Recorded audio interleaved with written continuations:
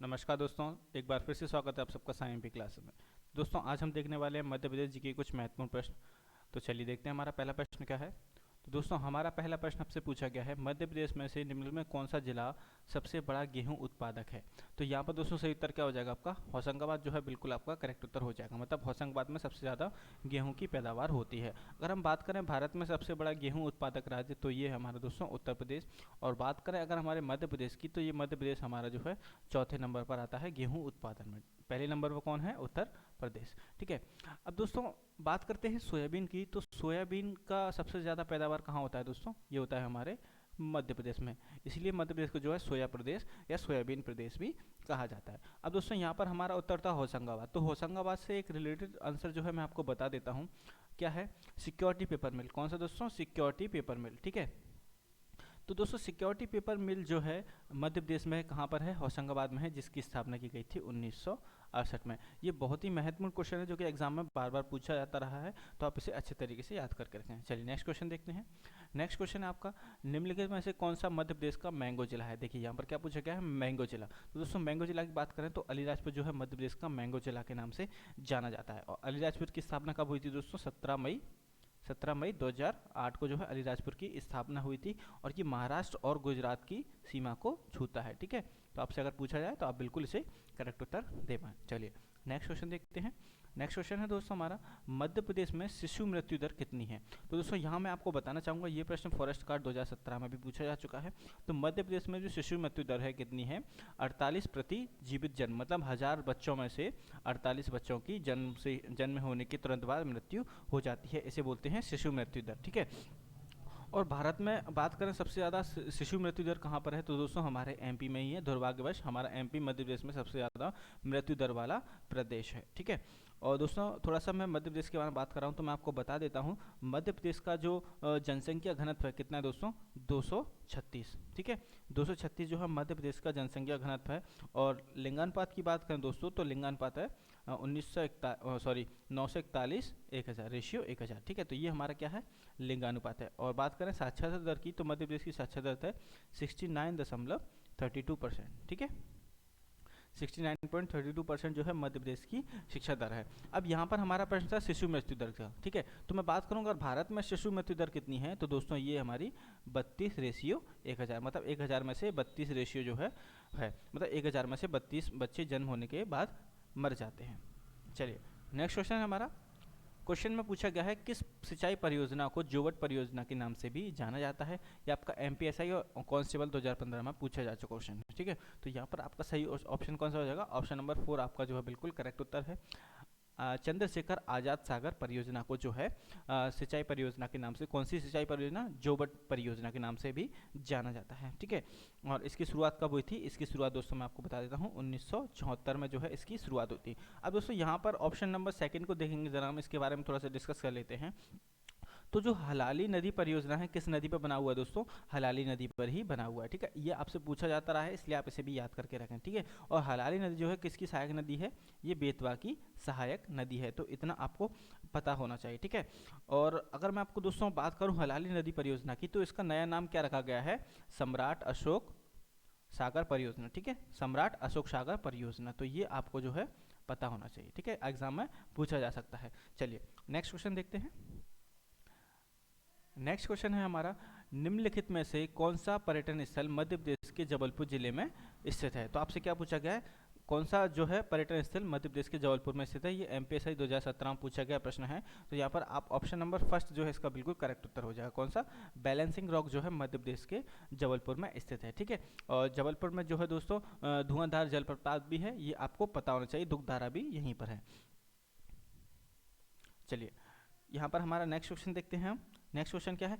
तो उससे पहले दोस्तों मैं बता देता हूँ इसे बैलेंसिंग रॉक क्यों कहा जाता है। दोस्तों इसका बैलेंसिंग रॉक कहने का पीछे का रीज़न है कि इसमें जो दोस्तों वहाँ पर एक भूकंप आया था 6.5 तीव्रता का, तो उसके बाद भी ये रॉक जो है अपने स्थान से हिली नहीं थी, इसलिए इसे बैलेंसिंग रॉक कहा जाता है। चलिए नेक्स्ट क्वेश्चन है हमारा। नेक्स्ट क्वेश्चन है मध्य प्रदेश में नर्मदा का उद्गम स्रोत माना जाता है, मतलब कहाँ से नर्मदा का उद्गम स्थल है। यहाँ से आपसे इनडायरेक्टली पूछा गया नर्मदा का उद्गम कहाँ से होता है, तो दोस्तों ये निकलती है अमरकंटक की पहाड़ियों से। और बात करें दोस्तों नर्मदा नदी की, तो नर्मदा नदी की जो लंबाई है दोस्तों कितनी है, भारत में है 13-12 किलोमीटर और मध्य प्रदेश में है 10-77 किलोमीटर, जो कि मध्य प्रदेश की सबसे बड़ी नदी है और भारत की 5वीं सबसे बड़ी नदी है। कौन सी है, नर्मदा। और ये दोस्तों अरब सागर में खंबाती खाड़ी में जाकर गिरती है, ठीक है, अरब सागर में। तो ये आपको पता होना चाहिए। और इसके साथ साथ दोस्तों नर्मदा नदी के और नाम हैं जो आपको कमेंट करके मुझे बताना है, ठीक है। चलिए नेक्स्ट क्वेश्चन है, आपसे पूछा गया है कान्हा राष्ट्रीय उद्यान को वन्य जीव अभ्यारण्य कब घोषित किया गया। तो दोस्तों यहाँ पर आपको 4 ऑप्शन है, इसमें से ऑप्शन सेकंड आपका जो है बिल्कुल करेक्ट उत्तर है। मतलब 1933 में जो है कान्हा राष्ट्रीय उद्यान को वन्य जीव अभ्यारण्य घोषित किया गया था, ठीक है। तो इतना दोस्तों अगर आपको पता होगा तो ये आपके लिए बहुत बेनिफिट देने वाला है आपके एग्जामिनेशन में। और साथ ही साथ दोस्तों मैं आपको बात करूँ अगर से राष्ट्रीय उद्यान कब घोषित किया गया, तो ये 1955 में जो है इसे राष्ट्रीय उद्यान घोषित किया गया था। और ये मध्य प्रदेश का सबसे बड़ा और सबसे पुराना राष्ट्रीय उद्यान है, ये आपको पता होना चाहिए। अगर आपसे पूछा जाए कान्हा राष्ट्रीय उद्यान कहाँ पर स्थित है, तो दोस्तों ये है मंडला में, ठीक है, कहाँ पर है, मंडला में। तो ये जो आपको ऐसे क्वेश्चन है आपको ऐसे पता होना चाहिए दोस्तों। इस तरीके से हम हर क्वेश्चन में 2 से 4 क्वेश्चन को रिलेट कर रहे हैं। अगर हम 10 क्वेश्चन बनाते हैं तो हमारे ऑलमोस्ट 40 क्वेश्चन कवर हो रहे हैं, ठीक है। तो आप इसे बहुत अच्छे से देखें, आपके लिए फायदेमंद होने वाली है, ठीक है। चलिए नेक्स्ट क्वेश्चन देखते हैं। नेक्स्ट क्वेश्चन है दोस्तों, आपसे पूछा गया सिक्योरिटी पेपर मिल मध्य प्रदेश के किस जिले में। तो दोस्तों ये पहले ही प्रश्न मैंने आपको बताया था, ये मध्य प्रदेश के होशंगाबाद में है, ठीक है। मध्य प्रदेश के होशंगाबाद में जो है सिक्योरिटी पेपर मिल है। अब यहाँ पर दोस्तों इसकी स्थापना भी मैं आपको शायद बता चुका हूँ पहले, लेकिन मैं फिर से बता देता हूँ कब हुई थी, 1968 में। और यहाँ पर दोस्तों एक और बात जो है देखने वाली है, होशंगाबाद में क्या है, डाक टिकट का भी यहीं पर छपते हैं, मतलब डाक टिकट जो होते हैं मध्य प्रदेश में वो यहीं पर छपते हैं। साथ ही साथ दोस्तों मैं आपको बता दूं करेंसी नोट भी यहीं पर होते हैं, ठीक है। तो ये आपके लिए एक महत्वपूर्ण जानकारी है। साथ ही साथ दोस्तों ऑप्शन नंबर सेकंड को डिस्कस करूं मैं, बुरहानपुर। तो बुरहानपुर से संबंधित है दोस्तों नेपा नगर, ठीक है। क्या है, नेपा नगर। तो नेपा नगर में दोस्तों जो है अखबारी कागज के मिल है, ठीक है।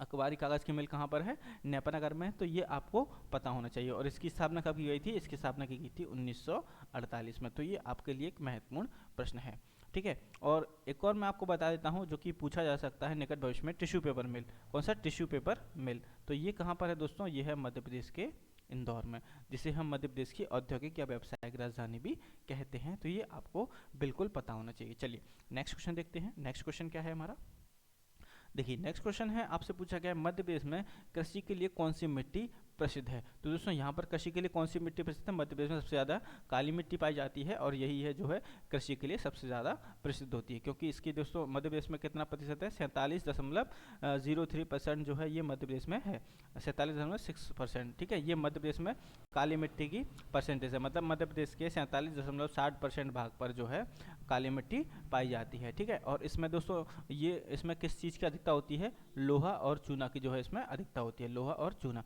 ये एग्जाम में आपसे पूछा जाता रहा है। और दोस्तों यहाँ पर मैं बात करूँ काली मिट्टी की, तो कपास के लिए सबसे ज़्यादा उपजाऊ भूमि कौन सी होती है, काली मिट्टी होती है। किसके लिए, कपास के लिए। इसलिए से दोस्तों कपास मिट्टी और रेगुर मिट्टी भी कहा जाता है, ठीक है, रेगुर मिट्टी। वैसे तो काली मिट्टी कई और नाम है, तो अगर आपको कुछ और नाम पता है मैं बता सकता हूँ, लेकिन मैं नहीं बताऊँगा क्योंकि आप कमेंट करके बताएं काली मिट्टी के और नाम क्या क्या हैं। चलिए नेक्स्ट क्वेश्चन आपसे पूछते हैं।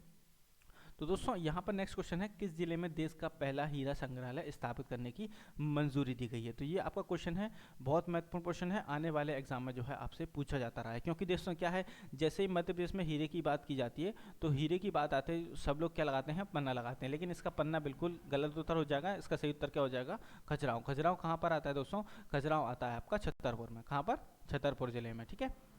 और खजुराहो के मंदिर सबसे ज़्यादा प्रसिद्ध हैं। और खजुराहो को जो है दोस्तों 1986 में, कब, 1986 में विश्व धरोहर में शामिल किया गया था। और खजुराहो के मंदिर का निर्माण किसने कराया दोस्तों, चंदेल वंश के राजाओं ने कराया था, ठीक है। चंदेल वंश के राजाओं ने जो है खजुराहो का मंदिर में जो है निर्माण कराया गया था। और बात करूँ दोस्तों पहला हीरा संग्रहालय, तो ये देश का पहला हीरा संग्रहालय जो कि मध्य प्रदेश के खजुराहो में खोला जाएगा। और इसमें 323 कैरेट के हीरे जो है रखे जाएंगे, ठीक है। और यहाँ से दोस्तों जो है कुछ हीरों की नीलामी भी की जाएगी। अभी यह क्लियर नहीं है वो हीरे किस टाइप के होंगे, लेकिन यहाँ से हीरों की नीलामी भी की जाएगी जो कि पन्ना में मिलेंगे, ठीक है। चलिए नेक्स्ट क्वेश्चन देखते हैं। अच्छा तो दोस्तों आपके लिए नेक्स्ट क्वेश्चन क्या है, ये आस्किंग के लिए है, निम्न में से कौन सा मध्य प्रदेश का सबसे बड़ा बांध है। तो ये आपको कमेंट डाउन करके बताना है। ये क्वेश्चन दोस्तों MPPSC और कांस्टेबल 2014 और 17 में पूछा जा चुका क्वेश्चन है। तो महत्वपूर्ण क्वेश्चन है, आप इसे कमेंट डाउन करके मुझे बताइए। और अगर आपको दोस्तों वीडियो अच्छी लगती है तो इसे लाइक शेयर करें, ठीक है। वीडियो बने रहने के लिए बहुत बहुत धन्यवाद।